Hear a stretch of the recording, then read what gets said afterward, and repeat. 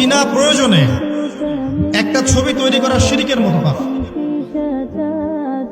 আল্লাহ রাব্বুল আলামিন এই ছবি প্রস্তুতকারককে কিয়ামতের মাঠে শাস্তি দিবেন এবং বলবেন যে চিত্র তুমি তৈরি করেছো এর মধ্যে রূহ দাও, আত্মা প্রবেশ করো।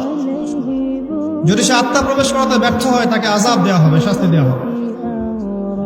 প্রতিটা বইয়ের মধ্যে হাদিসটা আছে, খেয়াল করে দেখবেন।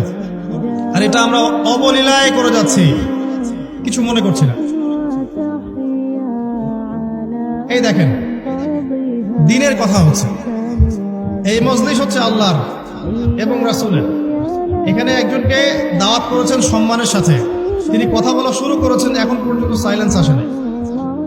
কি হেদায়েত চাচ্ছেন আপনি? আমি বা কি হেদায়েত আপনাকে দেব, আর আমি বা কি শিখবো আপনাদের কাছে? আসলে আমার কাছে দেওয়ার মতো কিছু নাই।